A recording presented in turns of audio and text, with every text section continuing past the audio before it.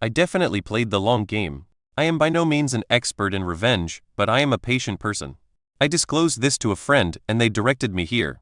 This is a throwaway account for obvious reasons. It's a long read, but the setup and backstory are important. 7 years ago, I was fortunate enough to buy my own place. I had saved for 10 years, worked hard, and was thrilled to finally have a home to call my own. As a single person on the mortgage, I had to make compromises. One such compromise was purchasing a property on a shared block, which was a lot cheaper. Where I'm from, this usually means it's on a strata title. For some, that's a bonus because it allows for a communal fund for repairs, typically cheaper insurance as it's collective, and maintenance taken care of. However, strata titles come with many bylaws and restrictions on what you can and cannot do. Being a pretty private and introverted person, having to deal with people and conform to limits on how I live was a major concern for me. I took my time and found the perfect property, a shared block but freehold title. The only requirement was that I needed to pay for public liability insurance for the shared walkway on the property, split equally between owners. The real estate agent was local to my area, and we had about 3 degrees of separation. He had friends who were friends with my friends. While I didn't know him personally, I felt a sense of comfort just knowing of him.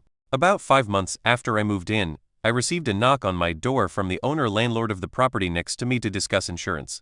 Not a problem. I requested a copy of the policy for my records. It came through, and to my shock, it was for strata insurance. I was incredibly confused, and after much back and forth, I learned that the property wasn't a freehold title, but a strata title. I called my lawyer, who was equally baffled by the situation. He ultimately did the right thing and made things as right as they could be.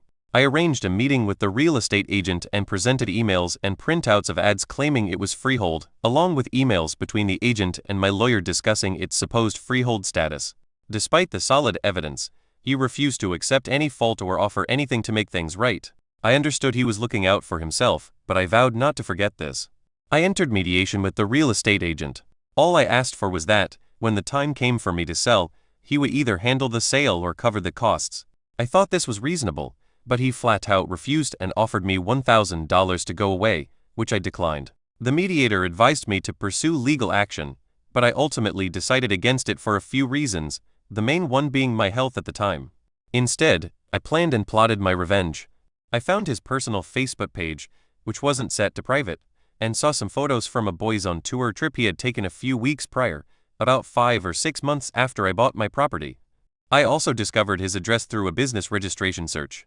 On the anniversary of the sale, for 6 years straight, I sent him flowers with a note that read, "Dear real estate agent, remembering you on this, our special day. She has your eyes. Love L." The messages varied slightly over the years, but always included on this, our special day, and some strange reference to a loved child and a desire to reconnect. Occasionally, I arranged for postcards and letters to be sent from the country he was on tour in, always signed Love L. About 3 weeks ago, I learned that this man had recently divorced, lost his home, and is no longer working as a real estate agent.